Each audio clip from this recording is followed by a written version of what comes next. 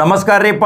ಮತ್ತು ರಾಯಬಾಗ್ ಕ್ಷೇತ್ರಕ್ಕೆ ಹೊಂಟನ ಬೆಳಗಾವಿ ಜಿಲ್ಲಾ ಮತ್ತೊಬ್ಬ ಕಾಂಗ್ರೆಸ್ ಪಕ್ಷದ ಆಕಾಂಕ್ಷಿ ಅವರು ಗ್ರೌಂಡ್ ನೆಟ್ವರ್ಕ್ ಮಾಡಿ ಕರ್ನಾಟಕ ಪ್ರದೇಶ ಕಾಂಗ್ರೆಸ್ ಮತ್ತು ದೆಹಲಿ ಹೈಕಮಾಂಡ್ ಜೊತೆ ನಿರಂತರ ಸಂಪರ್ಕ ಇಟ್ಟು ಅಲ್ಲಿ ಅನೇಕ ಸಾವಿರಾರು ಸದಸ್ಯತ್ವರನ್ನು ನೋಂದಣಿ ಮಾಡಿ ಹೆಸರು ಮಾಡಿ ರೇಷನ್ಯಾಗ ಅದಾರ ಅಂದ ಮೇಲೆ ಅವ್ರದ್ದು ಸುದ್ದಿ ಹೇಳಬೇಕಲ್ರಿ.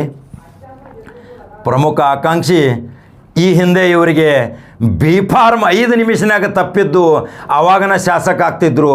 ಇವತ್ತು 23 ವರ್ಷಗಳಲ್ಲಿ ಗಡಿ ಭದ್ರತಾ ಪಡೆಯಲ್ಲಿ ರಕ್ಷಣಾ ಸೇವೆಯಲ್ಲಿ ಸೇವೆ ಮಾಡಿದಂಥ ಮಾಜಿ ಯೋಧ ಇವತ್ತು ರಾಯಬಾಗಕ್ಕೆ ಕಾಂಗ್ರೆಸ್ ಟಿಕೆಟ್ದ ಆಕಾಂಕ್ಷಿಯಾಗಿ ಬಂದಾನಂದ್ರೆ ನಿಜಕ್ಕೂ ಕಾಂಗ್ರೆಸ್ ಪಕ್ಷ ಮತ್ತು ಅಲ್ಲಿಯ ರಾಯಬಾಗ ಜನತೆ ನಿರ್ಣಯ ತಗೋಬೇಕಲ್ರಿ.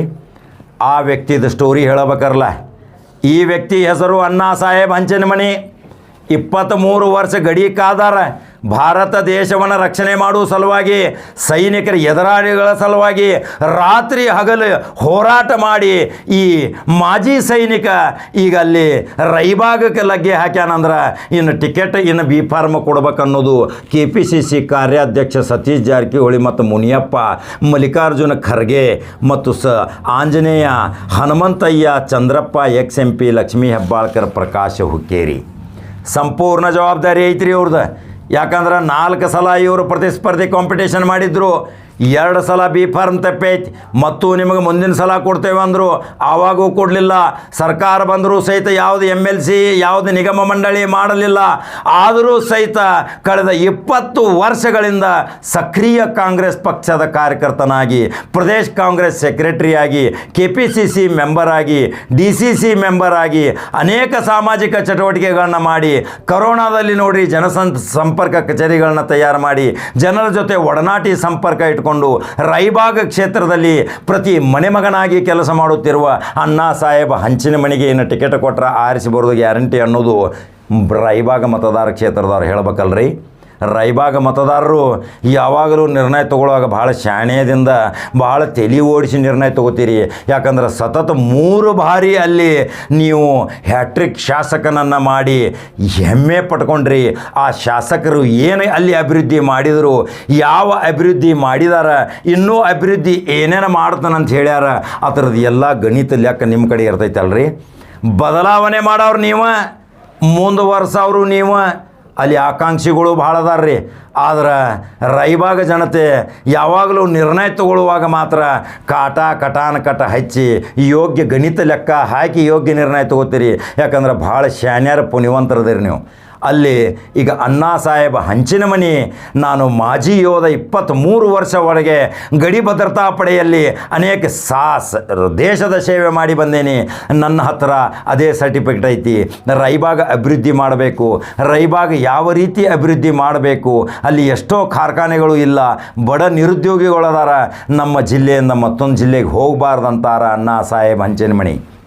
ಹಂಗಾದ್ರೆ ಅಣ್ಣಾ ಸಾಹೇಬ್ ಹಂಚಿನಮನಿಗೆ ನೀವು ರಾಯಬಾಗ ಮತಕ್ಷೇತ್ರದವ್ರು ಯಾವ ರೀತಿ ಕಮೆಂಟ್ ಬಾಕ್ಸ್ನಾಗ ತಿಳಿಸ್ತೀರಿಪ್ಪ, ಲೈಕ್ ಮತ್ತು ಶೇರ್ ಮಾಡ್ತೀರಿ.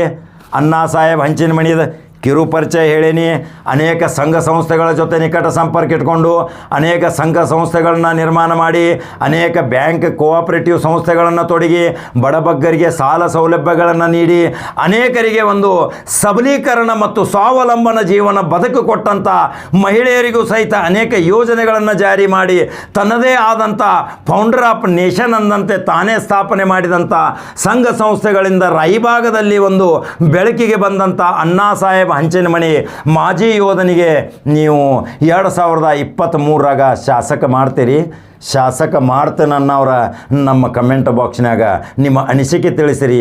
ಕಾಕಾ ಹೇಳೋದು ಭವಿಷ್ಯ ಏನಾಗತೈತಿ, ರಾಯಬಾಗ ತಿರುಮುರು ಪಡಿತೈತಿಯೋ, ಹೊಸಬನ ತರ್ತೀರಿಯೋ, ಇದ್ದವನು ಮುಂದುವರೆಸ್ತೀರಿಯೋ, ಬದಲಾವಣೆ ಬೇಕಂತೀರಿಯೋ, ಈ ಎಲ್ಲ ನಿರ್ಣಯವನ್ನು ರಾಯಬಾಗ ಪುಣ್ಯವಂತ ಮತದಾರರು ಮಾತ್ರ ನಿರ್ಣಯ ತಗೋಬೇಕು. ಸುದ್ದಿ ಹೇಳೋದು ನನ್ನ ಕರ್ತವ್ಯ.